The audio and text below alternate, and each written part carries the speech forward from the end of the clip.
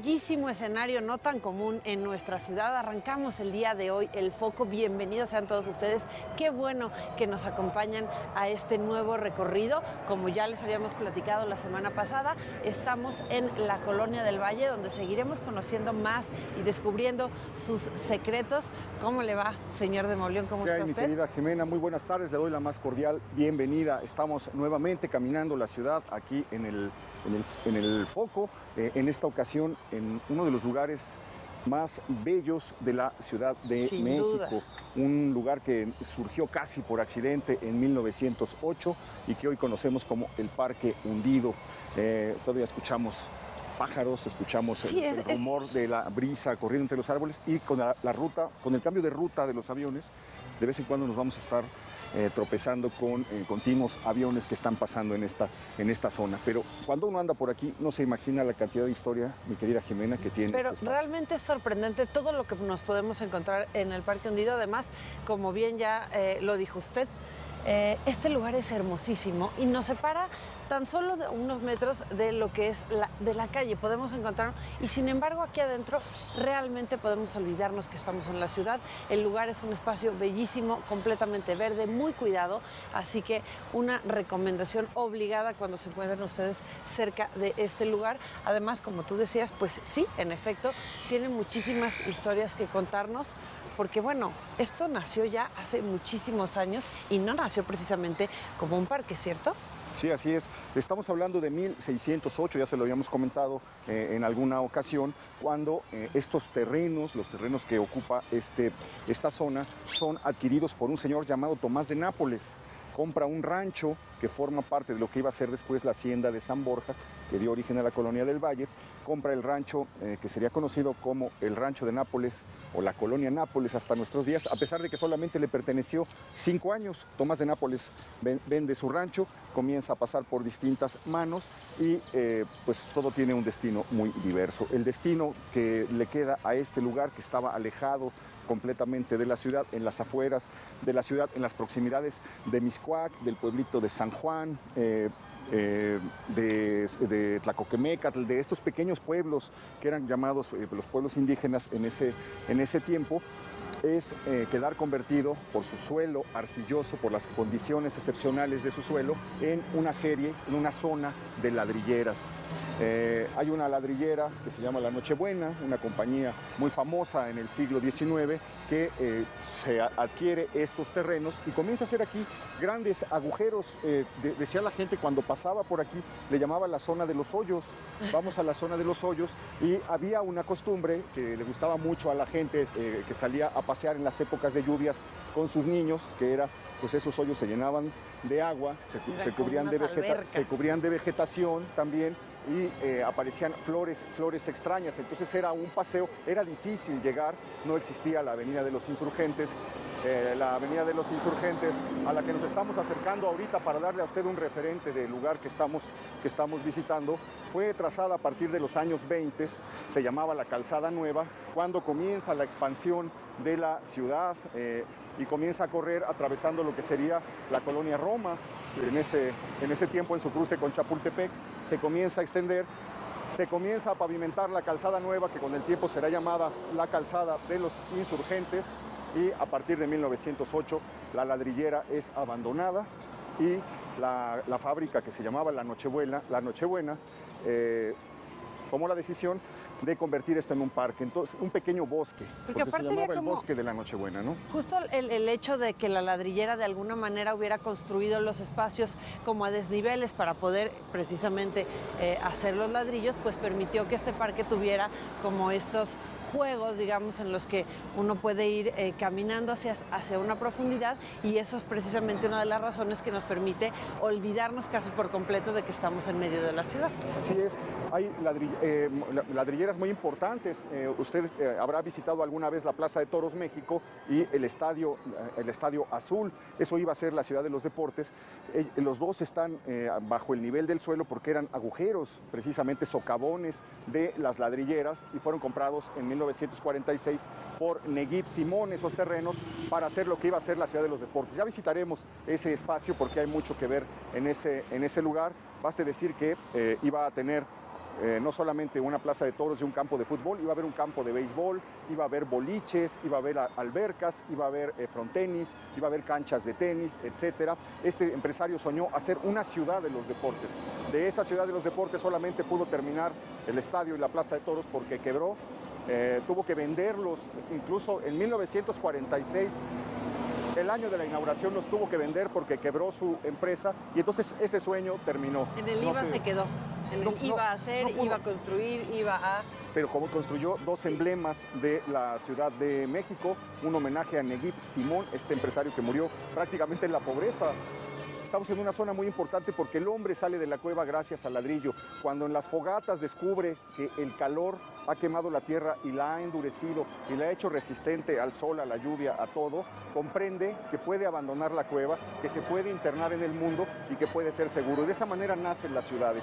Entonces estamos en una zona que está absolutamente asociada con la idea de lo urbano.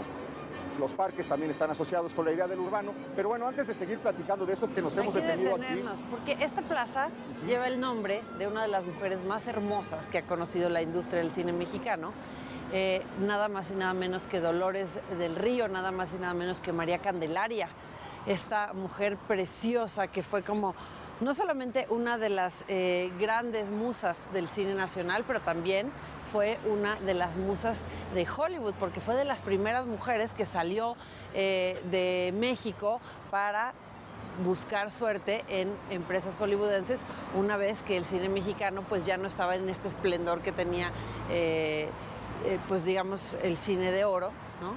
Un poco acabada la Segunda Guerra Mundial, pues nada más y nada menos que Dolores del Río le da nombre a esta plaza que estamos pisando en este momento y que bueno, la verdad es que hay una relación, digo yo, muy linda, porque este lugar es precioso, es un lugar emblemático y ella sin duda es un personaje emblemático también para nosotros. Qué feas son las estatuas que hay en la Ciudad de México, de verdad no le hace ningún favor a una mujer que fue considerada el rostro, el emblema del rostro mexicano por excelencia, se le atribuyó a ella y una de las mujeres más bellas de su tiempo. Es todo lo que rodea a Dolores del Río es misterio, es glamour, es belleza. ¿Cómo imaginar una mexicana que, contraviniendo todas las órdenes sociales de su tiempo, se va a probar Hollywood. fortuna como actriz en Hollywood? Porque un productor está enamorado de ella y no le importa al productor llevarse al marido y dice, bueno, con tal de tenerla cerca, me llevo también al señor Martínez del Río y le busco un trabajo cualquiera para darle un papel. Una muchacha que comienza por aprender el inglés ya estando allá y luego comienza por perfeccionar sus técnicas de baile y luego se estrena en unas películas en las cuales no tiene éxito y este señor enamorado de ella, Erwin Carewi,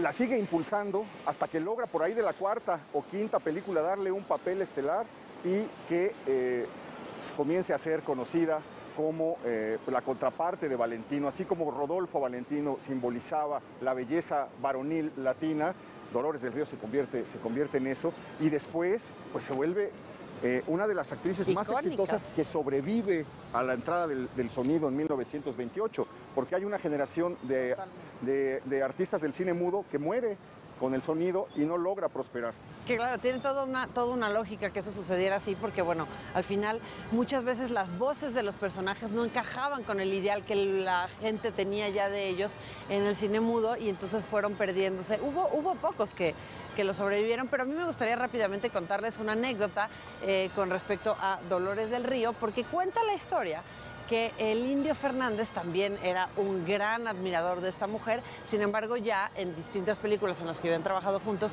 habían tenido como roces bastante fuertes y ella había dicho que nunca más iba a volver a trabajar con él y sin embargo en una borrachera un día, dicen que por ahí en Garibaldi probablemente, él escribe María Candelaria en servilletas y se lo regala de cumpleaños y le dice aquí está su siguiente película y ella estaba furiosa porque ella decía que cómo era posible que le estuviera ofreciendo un personaje en el que prácticamente iba a aparecer descalza y se trataba de una indígena, una mujer que bueno, no representaba los atributos que ella consideraba que tenía y bueno, que sí tenía, la verdad es que era una mujer hermosísima y así nace María Candelaria, que es sin duda una película profundamente icónica de nuestro cine nacional. Así es.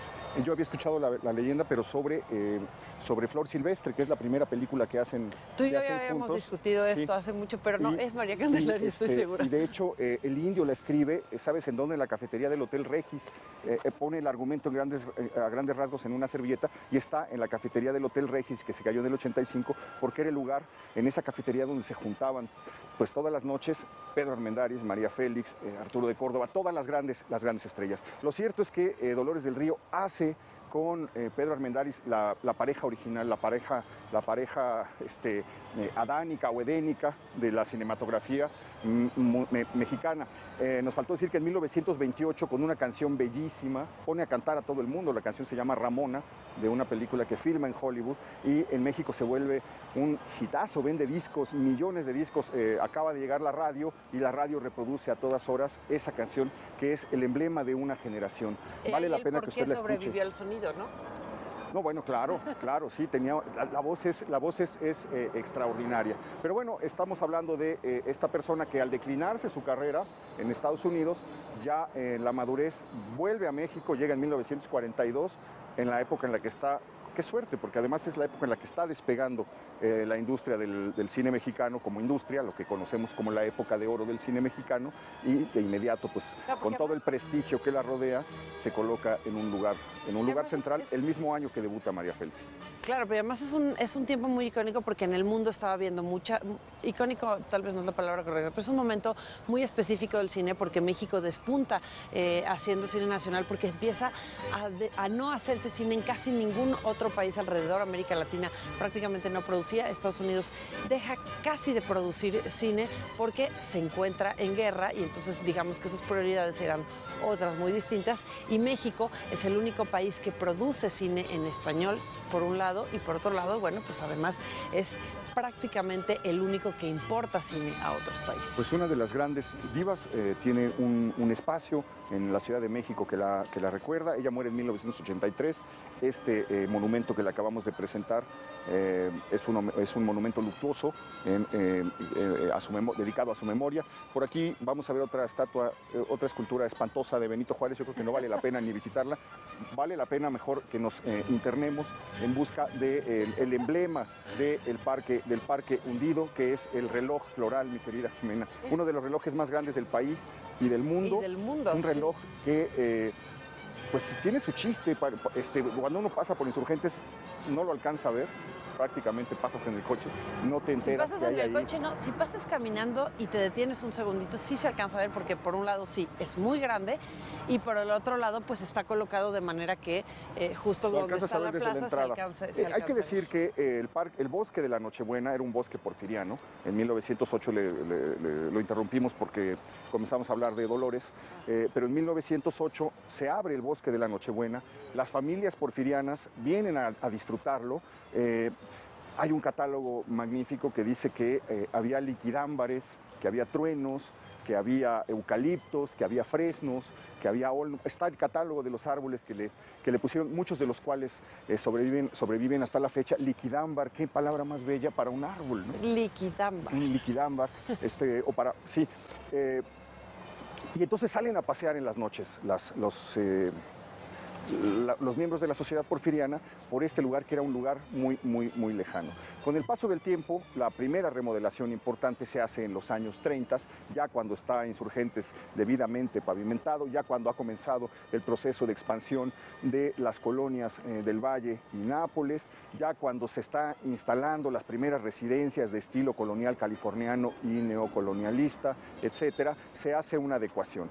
Quedan muy pocos vestigios de lo que fue el parque, que ya se llamaba Hundido, dejó de llamarse Bosque de la Nochebuena para ser bautizado en los años 30 como Parque Hundido, y quedan muy pocos vestigios de ese parque de los años 30, pero quedan dos que le queremos mostrar. Vale la pena porque ahí vamos a tocar un poquito del México que ya se ha ido. Vamos a ir a buscar ese espacio en un momento, pero nos queremos detener aquí frente al reloj. Dice que tiene 1000 piedras de río. 2 toneladas, leí yo, que tenía de piedras de río para poder, pues digamos, reflejar las manecillas y dar correctamente la hora. ¿Cómo le va? Muy buenas tardes. Hasta luego. Gracias. Hasta luego. Entramos por aquí, puede ser. Por aquí, ¿verdad? por aquí para tenerlo bien cerquita, realmente. Este es un reloj que fue construido por una firma de Zapotlán, Puebla, una compañía constructora de relojes monumentales que funciona desde 1921. El reloj fue colocado no en 1921, sino a fines de los 70, cuando el Parque Hundido recibe una de sus remodelaciones más importantes, porque entre 1930 y 1970 pues había quedado ya bastante deteriorado. En 1972, usted cuando viene aquí le debe llamar mucho la atención encontrar la reproducción de piezas arqueológicas procedentes de distintas culturas de Mesoamérica. Eso fue traído durante el gobierno de Echeverría, que era como tan apegado a todo lo nacional, al nacionalismo, etcétera, manda que se vuelva un paseo didáctico. Esto quiere decir que tú puedas ir encontrando al caminar cosas que vienen de la cultura de los valles centrales, pero también de la zona maya, de la zona de Oaxaca. Estamos viendo muchísimas olmecas, muchísimas piezas. En total son 51 reproducciones las que van decorando los distintos paseos. Un compendio de nuestras culturas, se podría decir de alguna manera. Claro. Pero ¿qué le parece si nos metemos ya en los vericuetos del Parque Hundido para ir a buscar los dos vestigios del pasado que le queremos presentar? Acompáñenos.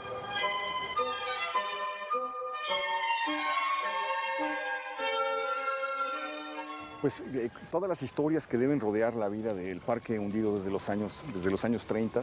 Todas las historias de amor que debe haber aquí. En el diario de Novo se lee cuando una noche se detuvo aquí en su coche y se puso a llorar porque sentía que la poesía no había salido de él, en un momento muy emotivo de su diario, como había expresado ya en uno de sus poemas. José Emilio Pacheco tiene un cuento que transcurre, uno de sus cuentos más logrados, que transcurre precisamente aquí. Y aquí encontramos dos referencias de la época de los 30. Todavía hay una reminiscencia de Co en este par de bancas, que además tienen una cosa completamente anacrónica, curiosa, una cosa completamente enigmática. Mi favorita es la siguiente, pero porque tiene dos placas, pero aquí dice... Galantería de la Lotería Nacional, su premio está en el zaguán del Hotel San Juan Corregidora. San Julián, Corregidora 7. Ah, Julián. Son galanterías del Hotel San Julián, que estuvo en Corregidora 7. Galantería de la Lotería Nacional. Tuvo la galantería, la lotería de pagarles una banquita a los paseantes de 1930, pero sin duda la más bella es esto. Galantería del Hotel San Julián, el preferido de los turistas, que dice aquí limpieza, seguridad, confort. O sea, ellos respondieron. Así es, y bueno, pues es un vestigio que quedó aquí de los orígenes del parque, de lo poco que sobrevivió. A lo mejor el parque tuvo otras galanterías de otros personajes o de otras empresas que no han sobrevivido. Llegamos a la parte final. La segunda cosa que valdría la pena mostrar, tendríamos que desplazarnos un poco más hacia allá, es la balaustrada que queda también del parque original, del Parque Hundido de los años 30. Se la vamos a mostrar solamente porque pues es el referente del pasado asaltando el parque del presente, mi querida Jimena. Definitivamente un lugar que uno tiene que visitar. Y además, no sé tú qué opinas, señor de Monleón, pero sí realmente este tipo de lugares enaltecen muchísimo las ciudades porque realmente pues ya conservamos muy pocos espacios verdes. Yo lo venía mencionando desde el programa pasado. Cuán importantes son estos pulmones que tiene la ciudad y que ya de repente se conservan tan poco, y las prioridades de las ciudades siempre terminan siendo construir más, generar más, bueno, pues pueden ser casas, oficinas, etcétera, y de repente se nos olvida que existen este tipo de lugares. El sentido de los parques, de los jardines, de las plazas, era una idea tan clara que en la Ciudad de México en 1592 se hace el primer parque, el primer paseo, el primer jardín que tiene la ciudad, que es precisamente nuestra adorada y querida y entrañable Alameda. A partir de entonces se va procurando que a medida que como se van dando las posibilidades, que en cada nueva expansión de la ciudad se fuera colocando un lugar para recreo de los habitantes. El ejemplo más connotado es el Parque México y el Parque España, son el Parque México y el Parque España en la Colonia Condesa, cuando todavía la ciudad era dueña de sí misma en el sentido de que podía decidir la fisonomía que quería para sus espacios. Fue el último intento por darle a la ciudad una fisonomía específica, una fisonomía determinada. Está asociada con la existencia y la construcción de los espacios verdes que la van a embellecer. Tiene razón Jimena, una de las grandes tragedias de la Ciudad de México es que le quitó a sus habitantes el acceso a lo bello.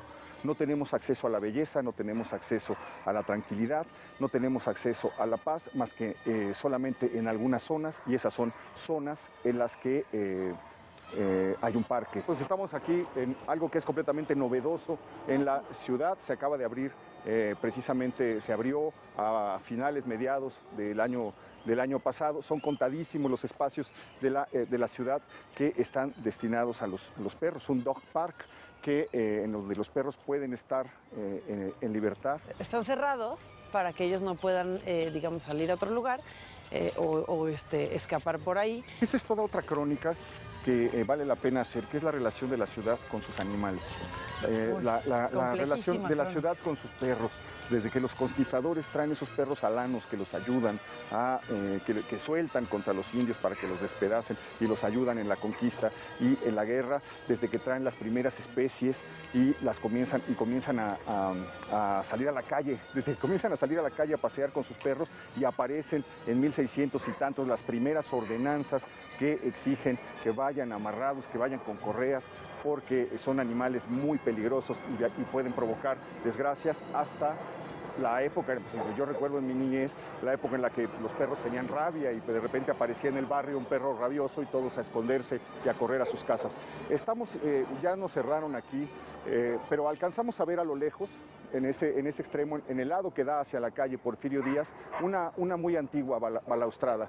Esa balaustrada era la que solía rodear a los parques del siglo XIX y de principios del siglo XX. Todos los parques solían tener ese pequeño cerco que lo protegía y lo aislaba. Y es el único recuerdo que queda ahora, junto con las bancas, del parque hundido original. Viene a cuento en este momento, ya que estamos hablando de esa crónica, de esa forma de cronicar la ciudad, en el cual está la plaga de perros que hay en la ciudad, que el virrey Revillagigedo ordena a los serenos que los maten, que acaben con todos, porque se han vuelto muy, muy peligrosos. Hay que imaginar lo que era la Ciudad de México en el siglo XVIII.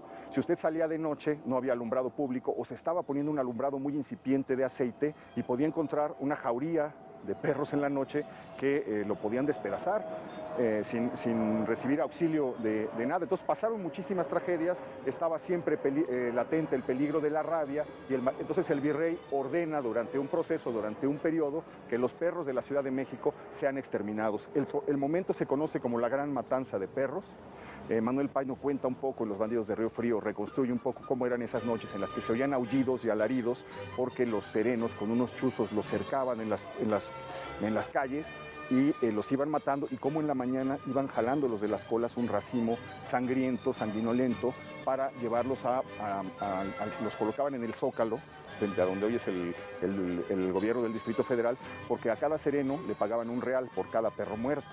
Ese periodo duró muchísimo tiempo, prácticamente los exterminaron. Es decir, sí ha habido toda una relación que hace falta estudiar y contar. Por ahí un historiador que se llama Salvador Ávila tiene estudios muy interesantes sobre los perros en la Ciudad de México, pero hace falta contar la relación de la ciudad con sus mascotas. Generalmente las mascotas han llevado la peor parte los gatos, etcétera, pero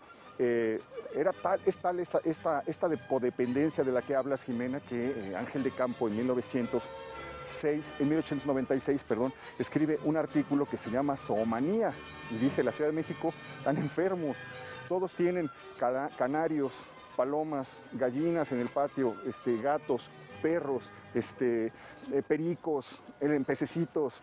Dice, entonces no pueden vivir si no tienen un animal cerca, lo cual habla de esta extraña y hermosa relación que se puede establecer entre el ser humano que por y sus suerte mascotas. hemos ido adquirido una serie de conciencias al respecto y alrededor de, porque imagínate en una de esas casas en donde había gallinas, pericos, gallos, puerquitos, pues sí, muy probablemente el tema de la higiene debe haber sido bastante complejo. Era. Pero hoy por hoy bueno, pues sí, se han adquirido otro tipo de costumbres y responsabilidades con respecto a los animalitos que, bueno, pues ya permiten que la convivencia sea mucho más sana y mucho más factible. Pero bueno, terminamos nuestro recorrido por el Parque Hundido, todavía tenemos que seguir visitando más zonas de las colonias del Valle y Nápoles, que son las que estamos visitando en estos momentos, así que le ruego que nos acompañe, nos vamos a desplazar hacia otro lugar. Vamos. Vamos.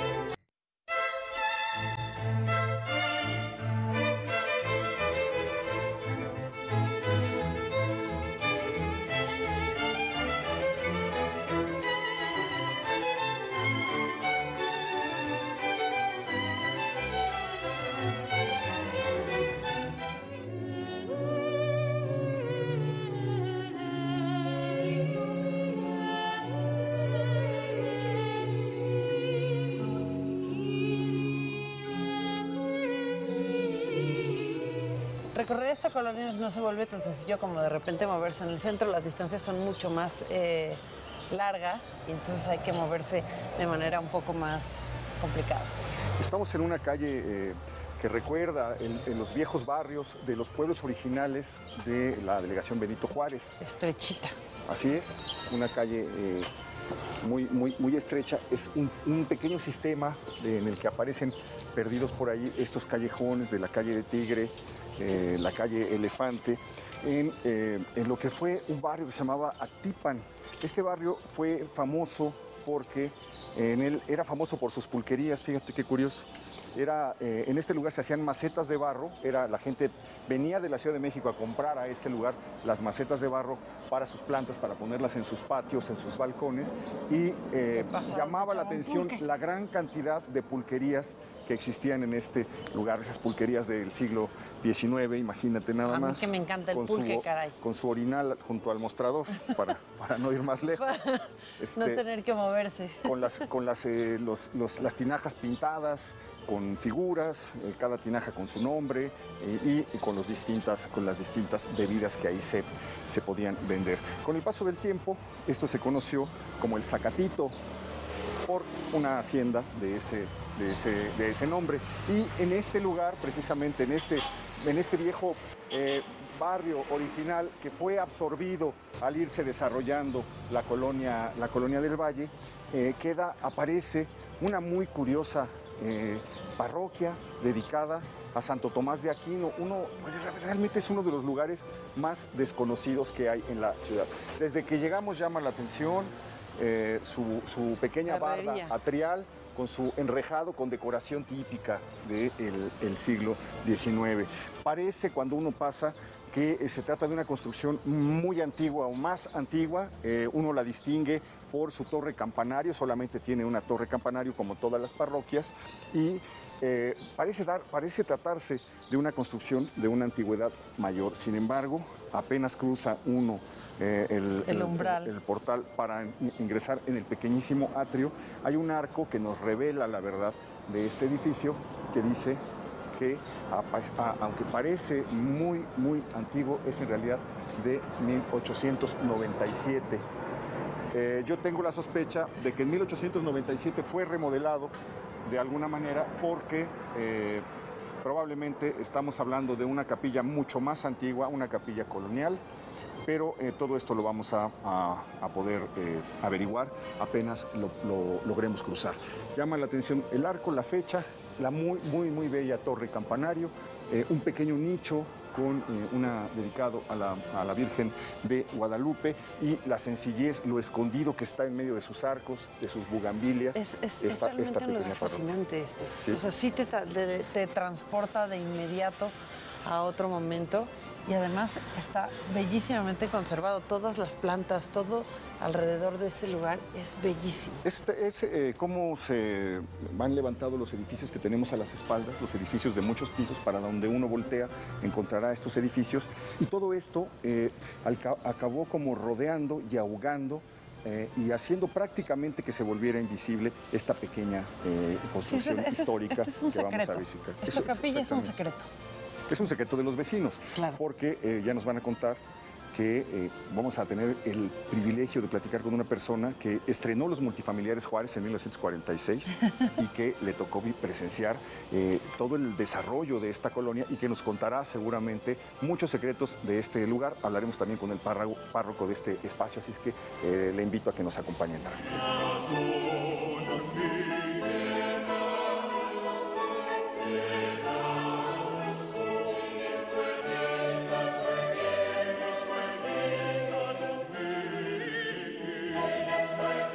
Que por el nombre de la capilla dedicada a Santo Tomás de Aquino debió haber sido fundada por padres dominicos. Sí, eran dominicos. En algún momento. Pero la abandonaron. Esta historia formidable de Santo Tomás, que desde los 5 años andaba preguntando qué es Dios, y que luego acaba postulando y replanteando a Aristóteles y se vuelve uno de los fundamentos de la Iglesia. Entonces, probablemente en algún momento de la colonia, algunos dominicos llegaron aquí, se asentaron en este pequeño poblado y pusieron su capillita, y estamos en algo que, aunque dice allá fuera 1897, estos debe ser una remodelación de un templo probablemente anterior. Padre, ¿usted tiene noticia de eso? Bueno, no, del templo anterior no, aquí es desde que esto era un barrio, el barrio de Actipan. Ajá. Entonces, bueno, pues se hizo la capillita para atender a estas personas y es desde donde nosotros tenemos conocimiento de esta capilla. Entonces pasa a manos de franciscanos. Sí, cuando ya esto empieza a crecer la ciudad, entonces esto ya se convierte en la capilla de la parroquia de la Divina Providencia. Se le entregaron a los primeros frailes que llegaron aquí a la parroquia. Se remodeló, ¿no? Porque estaba esto en ruinas prácticamente. Usted nos contaba, doña Lide, usted es vecina de los multifamiliares, del multifamiliar Miguel Alemán, desde su inauguración en 46, cuando le tocó estrenar esa maravilla, era la modernidad absoluta. No. Es una maravilla. Todavía para mí que vivo allí tantos años y que mis hijitos y todo, mi esposo, mi hogar para mí es algo increíble. Es bellísimo el multifamiliar. Sí, son bellísimos. Somos muchísimos, pero todos en su lugar. Nadie se mete con este ni con aquel, en paz. Muy bien. ¿Y usted pasaba por aquí en ese tiempo? Pasaba por acá con mis niños y los niños me decían, ¿por qué tiene esto? Porque todo aquello era lodo, era fango, porquería, ¿no? Y los niños le decía a mi esposo, esta es una iglesia. Y ellos chiquitos decían, pues es una iglesia, ¿pero por qué está tan feo? Estaba abandonada, vacía. Tan abandonada. Y me decía mi esposo, oye, ¿y esto cuándo lo van? Pues quién sabe. Eso sí, quién sabe cuándo lo irán a arreglar. Era un barrio Actipan y pequeñito, ¿no? Entonces el desarrollo comercial de la zona envolvió, digamos, al antiguo barrio. ¿Y cómo fue el proceso de cambio del espacio?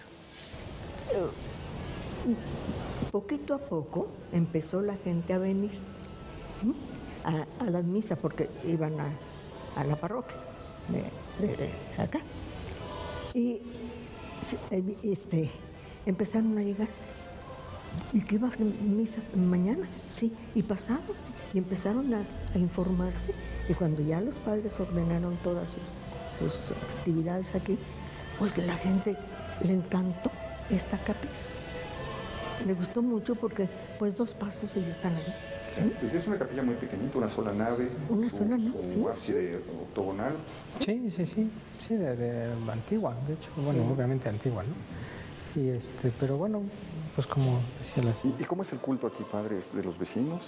Normalmente son los vecinos los que vienen, sí, pues el culto es normal desde la Iglesia Católica, ¿no? O sea, la misa el domingo tenemos ceremonias, también bautizos, bodas, y sí, es de los vecinos los que y la procuran. Nos contaba por aquí el doctor que hay una feria cada año que cierran, y que es un sabor muy antiguo de la feria con sus puestos, Y se ponen allá y hay música todo el día y hay misa todos los días, ¿verdad?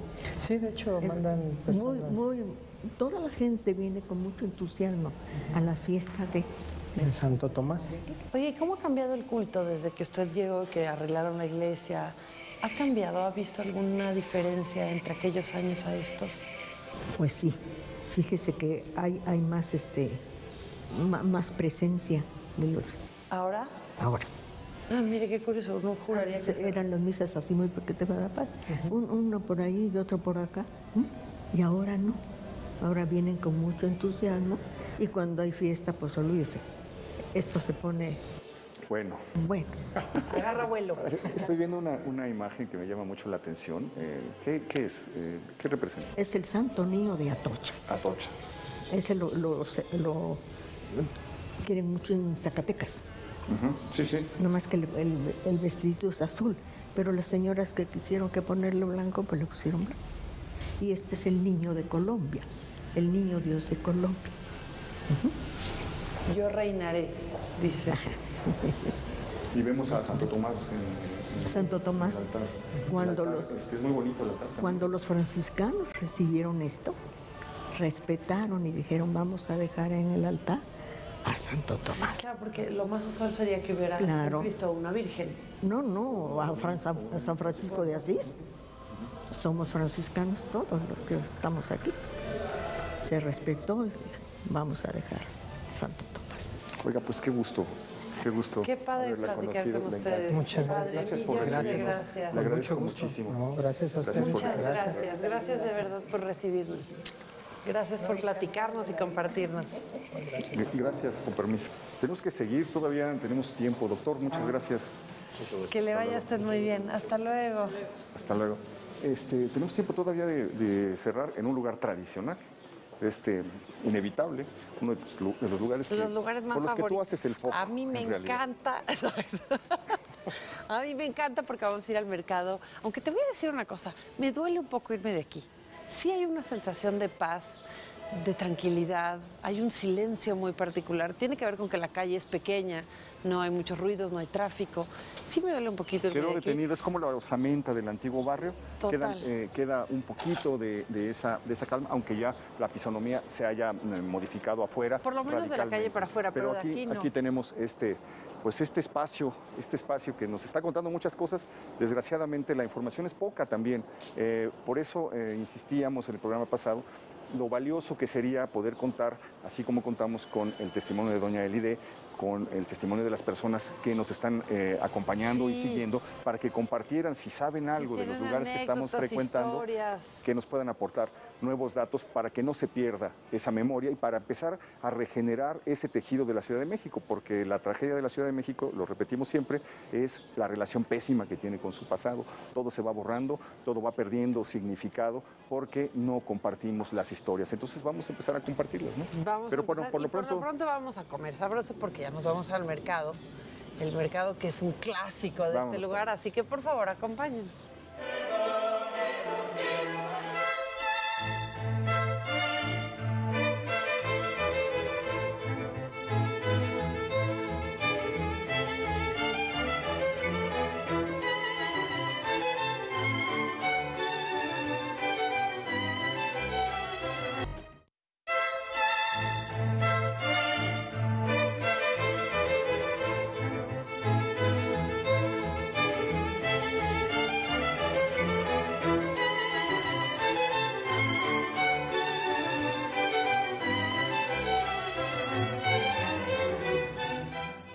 Central cambio de look, ustedes seguramente ya lo habían notado, sigue siendo la gran revista que siempre ha sido, con grandes reportajes. Jorge Fernández Menéndez escribe acerca de Hillary Clinton en esta ocasión. Además, por supuesto, pueden leer la columna de una servidora que cada mes publico y hablo de alguna película. En esta ocasión nos toca El Último Trago, esta producción mexicana, esta comedia mexicana que habla de la tercera edad. Así que bueno, pues con este nuevo look más manejable, más buena onda, pues compren la revista Central.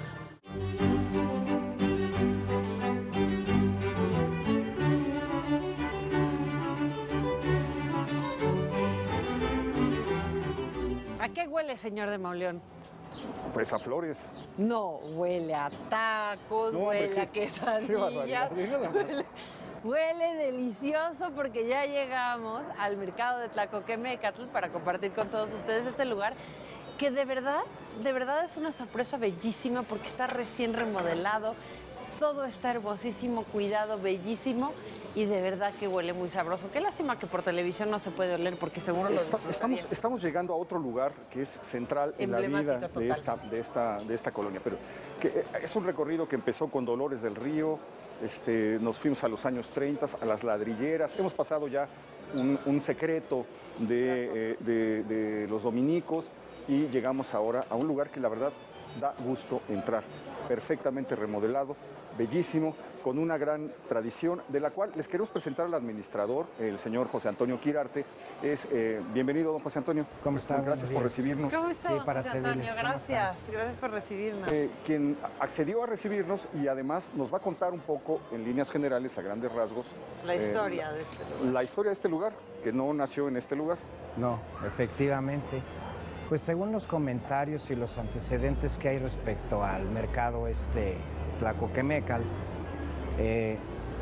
iniciaron a concentrarse varios locatarios que provenían de Xochimilco, vendiendo plantas, flores, en la calle Mayorazgo, hoy se llama Adolfo Prieto, enfrente de la iglesia del señor ¿cómo se llama la iglesia? El señor del Buen Despacho, que está en la iglesia aquí en el Parque Tlacoquemecal. Sí, claro. ¿No? Ahí antiguamente había una dirección general de mercados y al conjunto de comerciantes que provenían de diversos lugares y se concentraban, le llamaban a su vez concentración.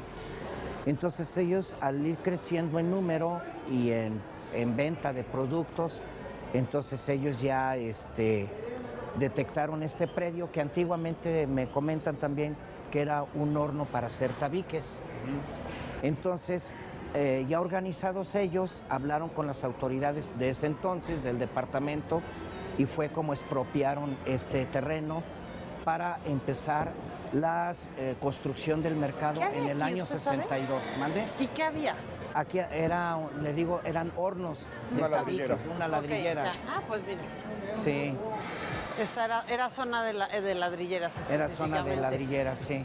Oiga, y bueno, empezó como un mercado, digamos, más tradicional, como los mercados que conocemos en nuestra ciudad, llenos de frutas, llenos de verduras.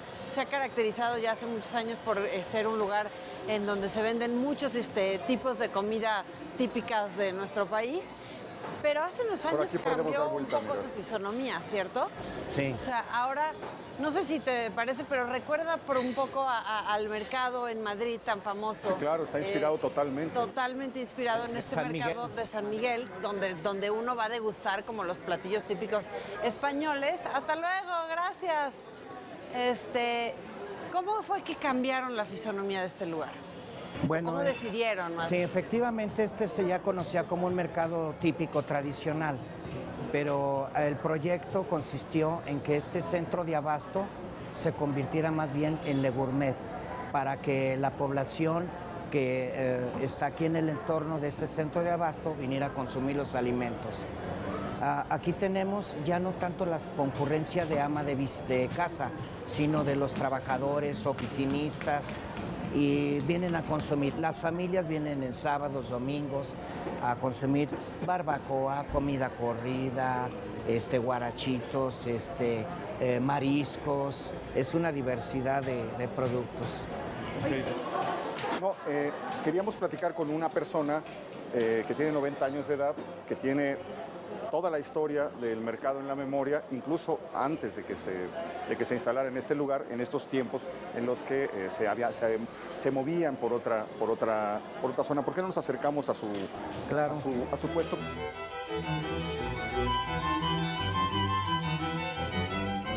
Encantado, don Lucio. Tiene por aquí? Muchas gracias por regalarnos un ratito. Muchas gracias, don José Antonio, gracias. ¿Cuántos años tiene por aquí, don Lucio? 50 años. 50 años. Sí, 50 años. Más de ¿Usted comenzó aquí en 1964? Bueno, nosotros fuimos los fundadores del mercado. Los que empezamos aquí a trabajar, ya me quedamos muy como 2 o 3 ya nada más, los demás han muerto. Pero yo fui uno de los fundadores de este mercado. ¿Cómo era? Ajá, exacto. ¿Cómo era cuando empezó? Bueno, mire, el mercado que antes el mercado era pues, típicamente, era también como para hoy, aquel tiempo era bonito, porque no había mercados, casi no había mercados, y entonces el mercado pues, estaba bonito. Y de allá para acá ya venimos trabajando. ¿Cómo recuerda los alrededores del mercado? ¿Cómo era la colonia en Bueno, 1964? mira, la colonia, 64 exactamente. Pues era puro baldío, era Tlacoquemeca, no se conocía por Colón el Valle. En una correspondencia no llegaba por Colón el Valle, llegaba por pueblo Tlacoquemeca, pueblo San Lorenzo, pueblo Atipan, eran pueblos, ahora ahí es Colón el Valle. Y pues todo era bien, puro baldío, terreno. ¿Había transporte? ¿Pasaban camiones? ¿Que había tranvía? ¿Qué es lo que pasaba? También en la avenida Coyoacán había un servicio del centro para Coyoacán, un tranvía, ahora la avenida Coyoacán. ¿Y cómo hacían para traer todo el producto para acá en ese entonces? Bueno, antes íbamos a surtirnos a la Merced. Después de la Merced, se pasaron para la central de Bastos. Por ahí todos vamos a la central de Bastos, todos ahí. ¿No? ¿Y en qué iban a buscar el producto? O sea, ¿lo traían en transporte? En transporte, salían unas camionetas. ¿Usted estuvo antes de estar aquí en Pilares o en dónde? ¿En el otro mercado? Allí estuvimos en la calle. En la calle. Era Adolfo Prieto y Tlacoquemeca. ¿Cuánto tiempo duró ahí? Ahí como 3 años. 3. Y de ahí para acá. ¿Y cómo fue el cambio? Porque venían de la calle y de repente, bueno, llegaron a este lugar que ya estaba establecido. Al estar trabajando ya nosotros, éramos pocos, pero estábamos ahí, un grupo, y nos dijeron que iban a hacer un jardín en Tlacoquemeca, porque eran ahí en las vecindades, eran vecindades. Y entonces nos dijeron, vamos a hacer un mercadito y nos vamos a quitar aquí de la calle porque vamos a arreglar acá, a hacer un jardín, un parque. Está bien, y manos a la obra, se vinieron rápidamente a hacer el mercado. Entonces en aquel entonces estaba de director de mercados el señor ingeniero Gonzalo Peña Manterola, el jefe de mercados, director de mercados. Pero mercados no se llamaba así, se llamaba el pequeño comercio. Ya. Y el que vino a inaugurar aquí el mercado fue el señor Adolfo López Mateos. Claro, 1964. Entonces estaban en Tlacoquemeca, donde nos contaron que fue el origen de la Fonda Las Margaritas. En ese lugar se fueron dando distintas cosas. Oiga, ¿qué anécdota recuerda de la vida de este mercado? Usted como uno de los locatarios más antiguos de él.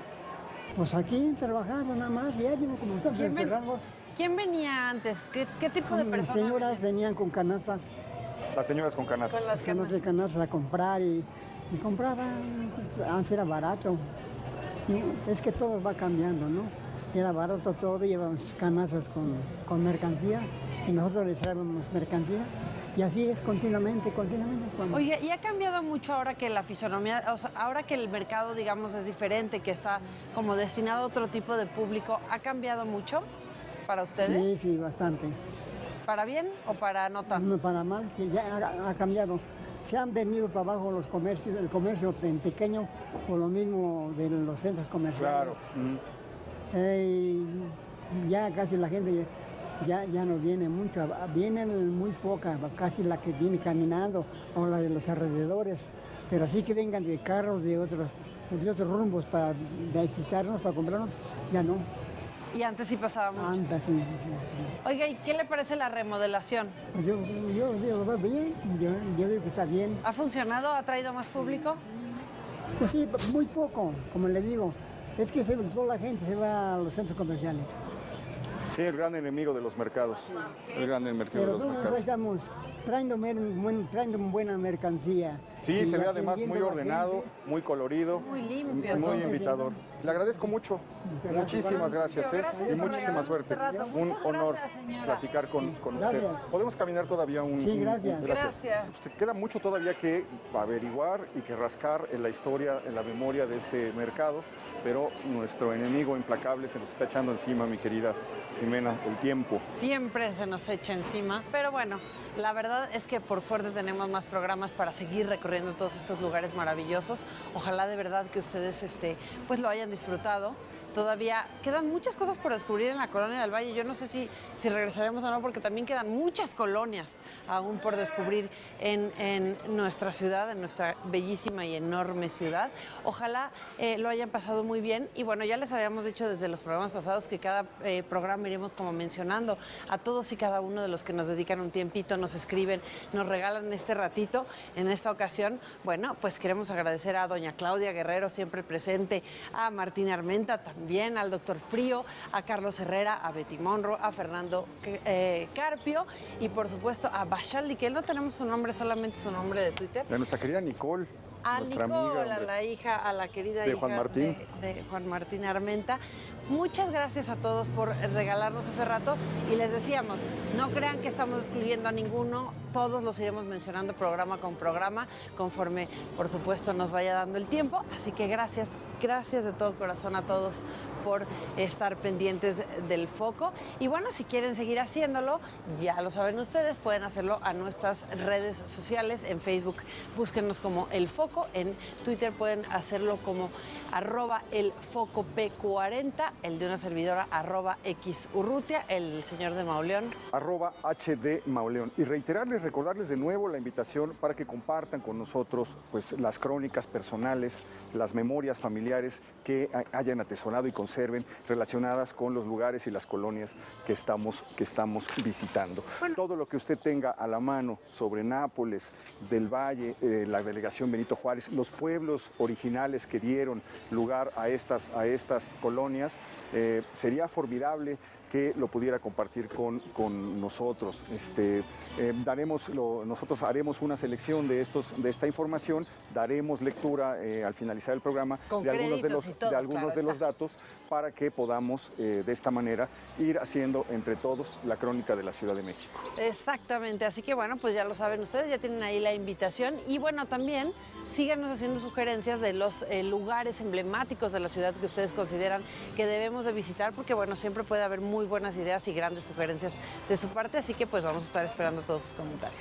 Le agradezco muchísimo que nos haya acompañado y lo espero la próxima semana aquí en El Foco. Gracias.